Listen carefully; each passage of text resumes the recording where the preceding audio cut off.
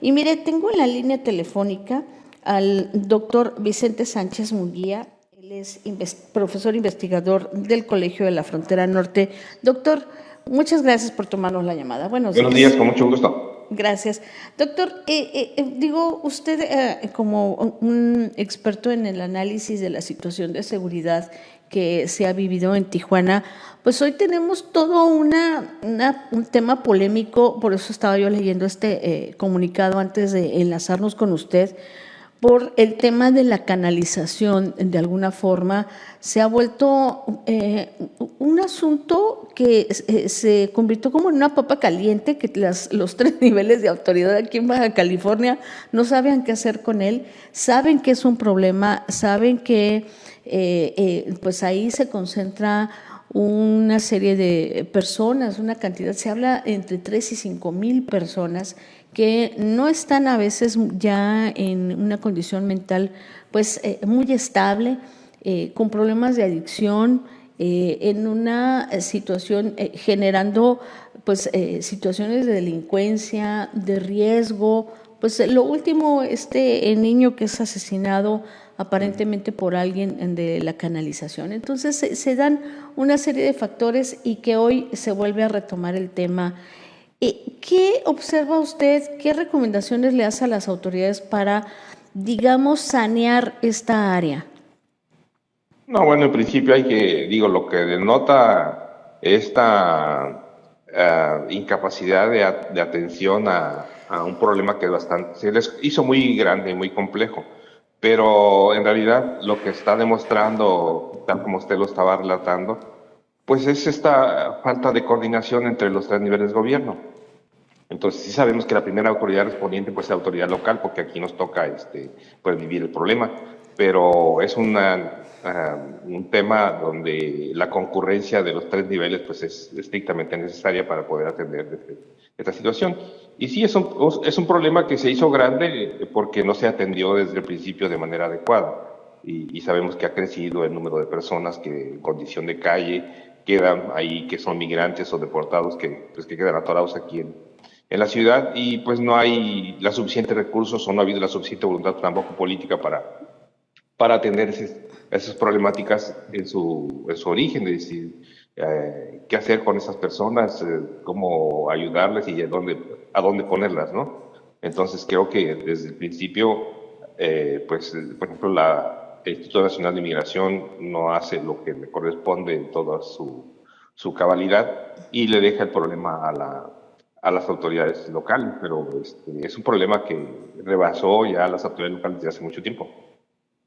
Bajo estas condiciones, en algún momento hubo algunas autoridades, si no mal recuerdo, el delegado del gobierno federal aquí en Baja California mencionaba que el COLEF había hecho un estudio de la condición y de la situación de esta canalización. ¿Tienen ustedes fresco este tema o simplemente ese estudio también quedó rebasado con respecto a la forma en la que se fue descuidando el tema? Sí, bueno, unos colegas del colegio hicieron ya hace unos 3 o 4 años, me parece, un trabajo, pues más bien como de caracterización de la población que estaba en estas condiciones, habitando esa parte de la canalización del Bordo. Pero pues es un estudio que, es un referente, pero ya se hizo obsoleto porque el problema ya creció y pues va Claro. cambiando de todas maneras como fenómeno en el tiempo. Pero sí habría necesidad de tener como un acercamiento ahí y ver, que volver a tener un perfil más claro de qué población es la que está actualmente en esa condición. Doctor, ¿qué recomienda que se haga por el momento? Digamos, ¿cuál es el primer paso que tienen que dar estas autoridades? Y además, atender este tema de la salud mental como un tema de las adicciones, como tema de seguridad. ¿Cuál sería el primer paso, no? Porque en un momento vimos en un gobierno de Jorge Astías Arán que hicieron un intento de retirar a estas personas del lugar, ponerlas en centros de rehabilitación o refugios y eventualmente y además custodiar de manera paralela la canalización para que no volvieran a ingresar, pero llegó el siguiente gobierno y dijo: yo ocupo mis policías en otra cosa con permiso y no me interesa, ¿no? Entonces esto volvió a su cauce, por así decirlo. Pero básicamente usted, ¿por dónde pondría los primeros 3 pasos? El primero es que se reúnan las autoridades con un ánimo y voluntad de resolver las cosas y se sienten en una mesa y discutan. Allí pongan la información que cada uno tenga, vean qué vacío de información tienen respecto al problema y definan bien claramente el problema y que se funden con las organizaciones. El segundo paso, que se funden con las organizaciones de la sociedad civil, que hay muchas que trabajan ahí, incluidos algunas de las iglesias que han sido siempre acompañantes de esta población. Y en tercero, pues que atiendan los problemas, como usted dice, bueno, el de salud pública es evidente, pero a partir de eso se generan los problemas de inseguridad. Digo que en su origen hay un problema de desatención a necesidades muy básicas de esa población, y yo creo que ahí es un asunto de ir determinando qué población requiere qué de esta que está asentada en esta zona, y pues ir tratando de dar soluciones muy específicas a los diferentes grupos que en conjunto están poblando ahí. Claro. Oiga, doctor, uno de los temas que discuten las autoridades es la facultad que tiene cada uno ahí. Unos dicen que es un tema federal, porque la canalización es federal. Los del gobierno federal dijeron no, pero hubo un convenio y les cedimos el espacio y la canción, en fin.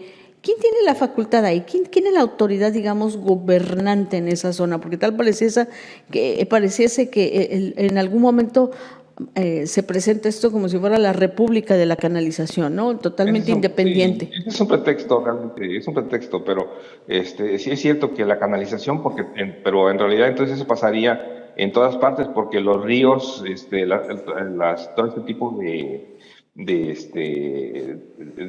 cuestiones naturales, son los escurrimientos de cierta magnitud, pues son de jurisdicción federal, pero entonces ninguna policía podría entrar a ninguna área que sea un río o Claro. una jurisdicción federal en temas de agua, ¿no? Claro. Pero no, eso está dentro de la ciudad, es una parte urbana, entonces también le corresponde al municipio y al Estado, pues obviamente porque es un, digamos, corresponsal en términos de auxilio al gobierno local.